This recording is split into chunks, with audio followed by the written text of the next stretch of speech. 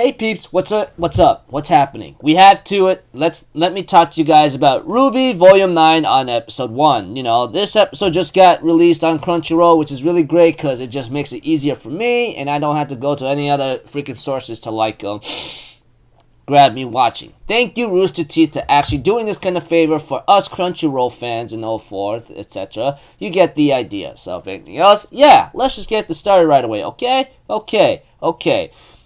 We had to it that there's a narration being played about a story and a girl, you know, that kind of thing, like speaking out a certain fairy tale. We all had our fair share of fairy tales, that much is certain. Okay, being off topic and not talking about the episode of first one of Volume 9 on RWBY, let's go. We have to it that it plays a extended scene about RWBY and everyone else falling down, you know, and RWBY running to Neo and Neo trying to kill her, obviously from the get-go.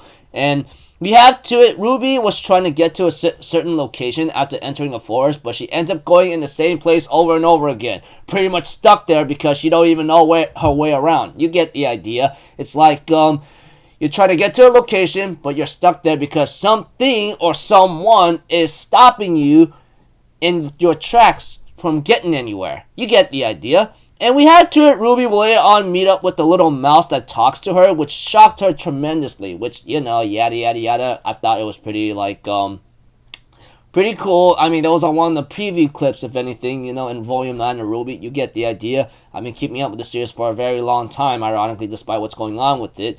That aside, we have to it that, that RWBY therefore talks to a little mouse, help this one, I don't know if it's a boy or a girl, grab some food and ask her for some help, saying that she can help her in return, you know? We have to it eventually that, we get to see Weiss and Blake reunited, and they end up Blake asks Weiss about the situation. Sadly though, it did not go very nice and according to plan. When they find Blake's weapon, when they're trying to get to it, but later on fall into a trap, sadly, and we have to it eventually RWBY will later on reunite with them, and then the little mouse becomes her like an escort or guide telling her what happened to her clan, because her clan, or should I say the mouse's clan, her name's Little, he or she, I don't even know what the hell her name, what the gender he or she is, that little mouse, that, okay, Little, and etc. Reminds me of someone calling that one Stuart Little, you know, Little, whatever, the mouse, Little, or Little Mouse, okay, I'm being a little stupid here, forgive me, the mouse called Little by RWBY, well, I'm going to call him or her Little, too, ends up explaining to her clan about the situation with them, you know, they go like, oh, okay, we sincerely apologize, lately we've been having a lot of trouble with Cat and Sphinx being our arch enemy, because we all know that Cat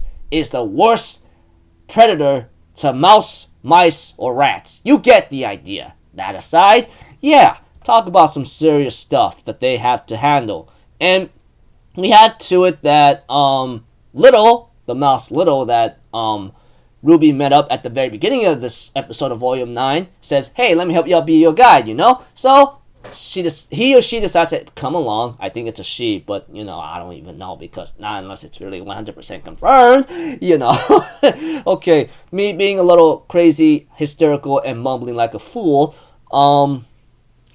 we have to it that they will later on run into a cat-like enemy, you know, which is one of the enemies that Little is afraid of. We have to it, Yang shows up, and that she gets very angry because she doesn't have her right arm. She ends up explaining the situation after reuniting with, the rest of Team RWBY. However, Weiss, on the other hand, ends up explaining the situation to Yang and Blake is happy to see Yang again, gave her a freaking big girl lovey-dovey hug, you get the idea, whatever. We have to it, eventually, that RWBY passes out after Weiss is trying to explain the situation, what happened to her, you know? And she doesn't know if anyone else fell with them, but we all know Neo fell along, and John, he's going to have a role in this episode due to the opening, you get the idea. But that aside, we have to it that they trying to figure out what to do right now, because first, let's grab the weapon of RWBY and then find Yang's arm, and then we can figure out a way to get out of here. Yang believes that we're dead, or they think they're dead. However, Blake says, no, I don't think that's the case. I think we're in a freaking fantasy or fairy tale, which I go, true, because I already done my fair share of research. minor spoiler, or it's already obvious from the get-go. So it's pretty much this way. Team RWBY in Wonderland, like Alice in Wonderland. Get it? And the opening started to play, and I'm not going to talk about it because it's already obvious from the get-go, because there's no point of analyzing it due to the fact that I don't like to analyze too many things because it gives too much away. Even sometimes I avoid watching the opening unless it is something that's not too relatable, or, you know, get the ideas of certain sorts, you know, you get, yeah.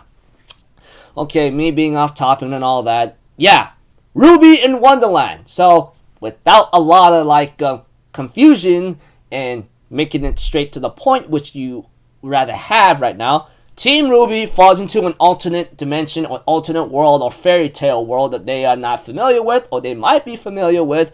RWBY gets lost, has a mouse help her out, reunites with Weiss and Blake, who apparently tries to grab Blake's weapon, gets caught in a trap, and later on reunite with RWBY, obviously from the get-go, sorry, and they end up getting a guide from the little mouse, and they end up running into a cat-like enemy who apparently Yang is trying to fight, you know, since she lost her arm, you know, her right arm, her prosthetic arm, you get the idea.